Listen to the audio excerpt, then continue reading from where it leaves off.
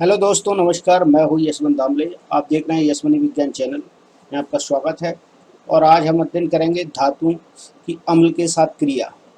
धातुओं की अम्ल के साथ जो क्रिया है वो क्रियाकलाप 3.11 में दिखाई गई है, और जिसे हम अध्ययन करने जा रहे हैं 3.11 अर्थात 3.11 में इसे हम अध्ययन करेंगे। और आइए शुरू करते हैं। इसके बाद हम धातुओं की अम्ल के साथ क्रिया।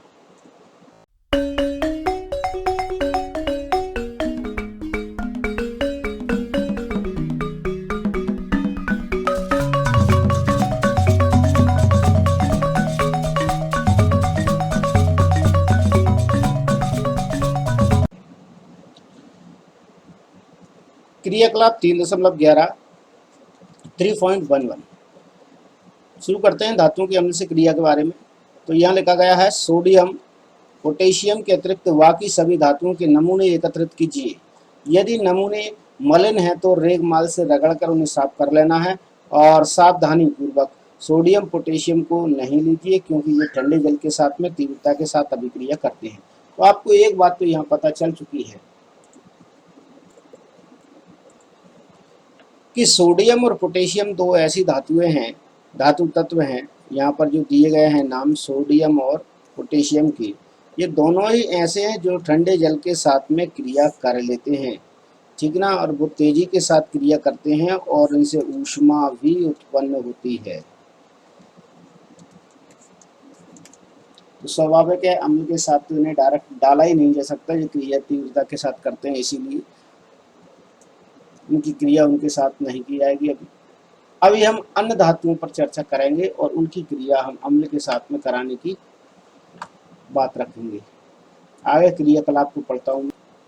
यहाँ लिखा गया आगे, नमूनों को अलग अलग तनु हाइड्रोक्लोरिक अम्ल युक्त परख नलियों में डालिए। तो सबसे पहला काम रहेगा हमारा नमूनों को अलग अलग हाइड्रोक्लोरिक अम्ल युक्त परख नलियों में डालना, ठीक ना। जो नमूने लिए गए हैं उन्हें अलग अलग हाइड्रोक्लोरिक अम्ल की परख नलियों में डालना, और थर्मामीटर को परख नलियों में इस प्रकार से लटका दें कि उसका बल्ब अम्ल में डूब जाए, ठीक ना। बुलबुलों बनने की दर सावधानी पूर्वक परीक्षण कीजिए। कौन सी धातुएं हाइड्रोक्लोरिक अम्ल के साथ तेजी से अभिक्रिया करती हैं।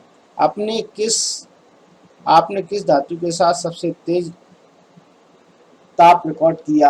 तनु हाइड्रोक्लोरिक अम्ल के साथ अभिक्रियाशीलता के आधार पर धातुओं को अवरोही क्रम में व्यवस्थित कीजिए। तो ये सारा हमें नोटिस करना है, ठीक ना। और उसे हमें देखना भी है किस प्रकार से हम इसे देख पाते हैं। तो यहाँ आप देखेंगे कि नमूनों को अलग अलग हाइड्रोक्लोरिक युक्त परख नलियों में एकत्रित करने के लिए मैं आपको बता रहा हूँ, आगे इसमें ले चलता हूँ। ये सब हाइड्रोक्लोरिक अम्ल युक्त परख नलियाँ हैं जो आपको दिख रही हैं, ठीक ना। यहाँ पर ये हाइड्रोक्लोरिक अम्ल युक्त परख नली है,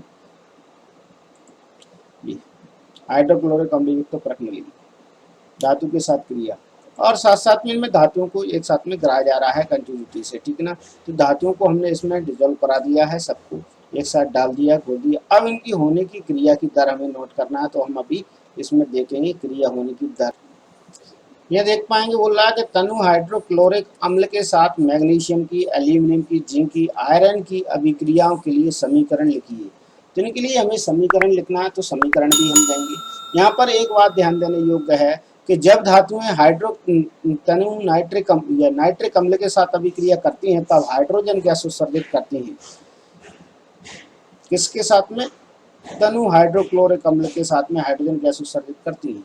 लेकिन नाइट्रिक अम्ल के साथ में जब ये रिएक्ट करती हैं तो हाइड्रोजन गैस उत्सर्जित नहीं करती हैं, क्योंकि HNO3 नाइट्रिक अम्ल एक प्रबल ऑक्सीकारक होता है जो हाइड्रोजन को ऑक्सीकृत कर देता है, अर्थात उत्पन्न होने वाली हाइड्रोजन को ऑक्सीकृत करके उसे जल में परिवर्तित कर देता है एवं स्वयं नाइट्रोजन के ऑक्साइड में परिवर्तित हो जाता है। इस प्रकार से जो ऑक्साइड बना सकता है, में अपचयित हो जाता है। लेकिन मैग्नीशियम और मैग्नीज अति तनु HCl के साथ अभिक्रिया करके हाइड्रोजन गैस देते हैं। कौन कौन सी धातुएं? मैग्नीज और मैग्नीशियम दोनों ही ऐसी धातु हैं जो तनु HNO3 या नाइट्रिक अम्ल के साथ में क्रिया करके हाइड्रोजन गैस देंगी, जबकि अन्य धातुएं की गैस नहीं देती हैं। ये ध्यान देने वाली बात है। आइए तो मैं आपको एक क्लिपिंग दिखा देता हूँ जिसमें कि आपको पता चलेगा कि अभिक्रियाशीलता का क्रम क्या है इनका। आप देख पा रहे होंगे यहाँ पर ये आपको दिखाई दे रहा है, तो ये आपके सामने मैग्नीशियम है और इस परखनली के अंदर मैग्नीशियम डाला गया है, और ये एल्यूमिनियम है तो इस परखनली के अंदर एल्यूमिनियम डाला गया है, ये जिंक है तो जिंक इसमें डाला गया है, और कॉपर है तो कॉपर इसमें डाला गया है। मैं क्रिया को फिर से रिपीट करने की कोशिश करता हूँ, फिर से बैक चलता हूँ आपको और बताता हूँ, ठीक है, आप उसमें देख पाएंगे। यह देखिए आप, ये आपके सामने दिखाई दे रहा है, ये मैग्नीशियम सामने और एल्यूमिनियम, जिंक और आयरन और ये कॉपर। यदि आप देखना चाहेंगे तो आप इसमें देखेंगे, सबसे पहले कॉपर इसमें ऐड कर रहा हूँ मैं, इसके बाद इसमें आप देखेंगे कि सभी धातु एक साथ इसमें नीचे की ओर डाउन ऑफ हो जाती है, अर्थात डेफ हो जाती है। अब हम देखना चाह रहे हैं कि कौन सबसे पहले रिएक्ट करेगा और कौन इसके बाद रिएक्ट करेगा, तो ये हम देखना चाहेंगे तो हमें पता चलेगा अगली क्रिया में। तो यहाँ पर हाइड्रोजन के बुलबुले सबसे पहले जो निकलना चालू होते हैं वो मैग्नीशियम वाली परख नली से चालू होते हैं, अर्थात मैग्नीशियम HCl के साथ में क्रिया कर रहा है, उससे ये निकलना चालू हो रहे हैं। आप देख पा रहे होंगे कि यह मैग्नीशियम परख नली से सबसे पहले, अर्थात मैग्नीशियम यहाँ पर HCl के साथ में क्रिया करता है और यहाँ पर बबल्स निकलते हैं हाइड्रोजन के। इसके बाद आप देख पा रहे होंगे दूसरी परख नली से भी इसमें बबल्स निकलते हुए नजर आएंगे आपको, ठीक ना। ये देखेंगे आप, ये दूसरी परख नली से भी हाइड्रोजन के बबल्स यहाँ पर निकल रहे हैं, गैस निकल रही है, ठीक है। तो ये गैस एल्यूमिनियम HCl के साथ क्रिया करने के बाद ही निकल रही है। तीसरी परख नली जो आपके सामने है उससे भी हाइड्रोजन बबल्स यहाँ पर निकलते हुए नजर आ रहे हैं, जो कि जिंक HCl अम्ल के साथ में नजर आ रहे हैं। और फिर यहाँ पर चौथी परख नली से भी हाइड्रोजन गैस के बबल्स निकलते नजर आ रहे हैं, और जो कि आपको नजर आएंगे तो देख पाएंगे आप, आयरन HCl के साथ में क्रिया कर रहा है। और तब यहाँ पर, और यहाँ पर पांचवी परख नली में किसी प्रकार का कोई बबल्स नजर नहीं आ रहा, अर्थात ये उसके साथ में किसी प्रकार से कोई क्रिया नहीं करता है, ठीक है। हम ये जानने की कोशिश कर रहे थे। अब हम इनके समीकरण पर चलने की प्रक्रिया अगला क्रम अपनाते हैं कि इनके समीकरण की ओर चलते हैं। सबसे पहले मैग्नीशियम और HCl के समीकरण देख लेते हैं, ठीक ना। तो यहाँ देखेंगे सबसे पहले मैग्नीशियम है, फिर इसके बाद मैग्नीशियम के साथ में HCl इसके साथ में रिएक्ट करेगा, और HCl रिएक्ट करेगा तो क्या होगा, तीर का निशान। इसके बाद मैग्नीशियम यहाँ पर आप देख रहे होंगे मैग्नीशियम क्लोराइड बनता है, और मैग्नीशियम क्लोराइड जो बनता है उसके साथ साथ में हाइड्रोजन गैस रिलीज भी की जाती है। तो यहाँ से हाइड्रोजन गैस रिलीज हो जाती है। ये हमारा सबसे पहला अभिक्रियाशीलता के क्रम में सबसे पहला तत्व है धातु का, जिसमें कि ये इस प्रकार से मैग्नीशियम क्लोराइड और हाइड्रोजन बनता है। तो एल्यूमिनियम की क्रिया देख लेते हैं अम्ल के साथ में। एल्यूमिनियम की क्रिया जब अम्ल के साथ में कराई जाती है तब एल्यूमिनियम क्लोराइड बनता है। यहाँ आप देखेंगे ये एल्यूमिनियम क्लोराइड है। इसके बाद यहाँ आप देखेंगे तो यहाँ हाइड्रोजन गैस रिलीज होती है, यह हाइड्रोजन गैस साथ साथ में। और इसके बाद हम चलते हैं जिंक की क्रिया। जिंक की क्रिया जब HCl के साथ में होती है तो क्या होता है, यहाँ भी आप देखेंगे ये सेम मैग्नीशियम की जैसे ही रिएक्ट करेगा। आपको जहाँ Mg लगाया वहाँ केवल जिंक नोट करना है बस, और क्रिया हो जाएगी, अर्थात ZnCl2 यहाँ पर बनेगा, प्लस हाइड्रोजन गैस भी यहाँ पर रिलीज होगी। ये हाइड्रोजन गैस यहाँ पर रिलीज हो रही है। इसके बाद हम बात करेंगे आयरन की। तो आयरन को हम यहाँ देख लेते हैं, आयरन किस प्रकार से यहाँ पर रिएक्ट कर रहा है। आयरन का ये रिएक्ट करने का तरीका आपको नजर आ रहा होगा। ये देखिए आप, HCl और FeCl2 और यहाँ प्लस में हाइड्रोजन गैस यहाँ पर रिलीज होने वाली है, तो ये हाइड्रोजन गैस यहाँ पर रिलीज होगी, ठीक है। ये इन सब की क्रिया है। कॉपर की क्रिया भी आप देख पाएंगे, कॉपर की क्रिया में क्या होता है।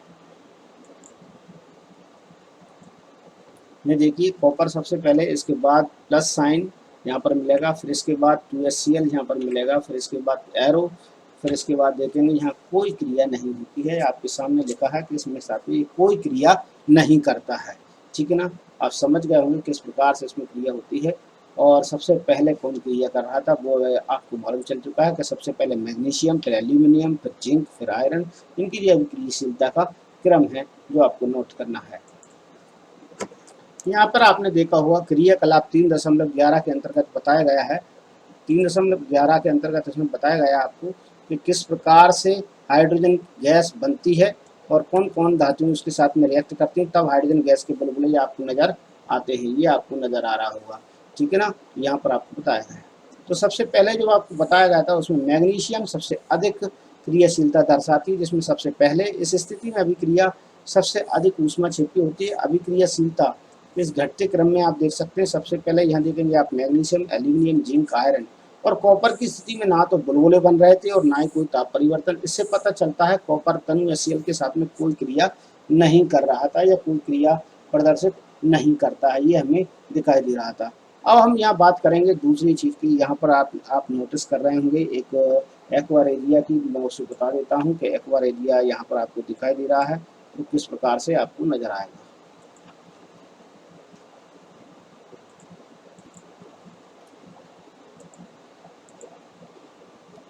यहाँ पर आप देख पा रहे होंगे जो लिखा हुआ है वो लिखा है एक्वा रेजिया। क्या आप जानते हैं? तो एक्वा रेजिया क्या है? एक्वा रेजिया वास्तव में एक अम्लराज है। रॉयल जल का लैटिन शब्द है, रॉयल जल का एक लैटिन शब्द है जिसे 3:1 अर्थात 3 के अनुपात में सांद्र हाइड्रोक्लोरिक अम्ल और सांद्र नाइट्रिक अम्ल का ताजा मिश्रण माना जाता है। यह गोल्ड को गला सकता है, अर्थात जब इसीलिए इसे कहा जाता है अम्लराज, अम्ल का राजा। जब दोनों में से किसी एक अम्ल में अकेले यह क्षमता नहीं होती है, ठीक है ना। लेकिन एक्वा रेजिया भावकता द्रव होने के साथ साथ प्रबल संचारक भी होता है और यह उन सभी अभिकर्मों को में से एक जो गोल्ड प्लेटिनम को गलाने का भी सामर्थ्य रखता है। अर्थात ये सोना और जो प्लेटिनम धातु है उनको भी गला देता है एक्वा रेजिया। तो उनसे ये गलाने के कारण ही इसे अम्लराज के नाम से जाना जाता है, ठीक ना। इसमें जो अनुपात लिया गया है वो अनुपात है, इसमें आपको बताया भी गया है। अनुपात में हाइड्रोक्लोरिक अम्ल और सांद्र नाइट्रिक अम्ल 3:1 के अनुपात में नहीं मिलाना है। जैसे कि हाइड्रोक्लोरिक अम्ल की बात कर रहे हैं तो HCl और HNO3 की बात कर रहे हैं तो ये HNO3, ये इस प्रकार से 3:1 के रूप में इनको लेना है। 3 भाग इसका लेंगे अर्थात 75%। यदि आपको ये लेना है तो 25% आपको ये उसमें मिलाना पड़ेगा, नाइट्रिक अम्ल उसमें मिलाना पड़ेगा। फिर आप इसमें लोहे की कील भी डाल देंगे तो वो भी इसमें घुल जाएगी, डिजोल्व हो जाएगी। ये अम्लराज है। अम्लराज का अधिकतर उपयोग करके जो आपके सोना चांदी के जो धातु के जो आभूषण होते हैं उनको चमकाने के लिए लोग गली मोहल्ले में जाते हैं और आपको वो सोने के आभूषण को चमका तो जाते हैं, लेकिन उसमें से कुछ सोना या चांदी उसमें पदार्थ में घुल जाता है, जिसके कारण आपके जो आभूषण होते हैं पतले हो जाते हैं, कम वजन के रह जाते हैं। तो इस प्रकार से वो फ्रॉड करते हैं गलियों में जाकर, ये भी आपने नोटिस किया होगा।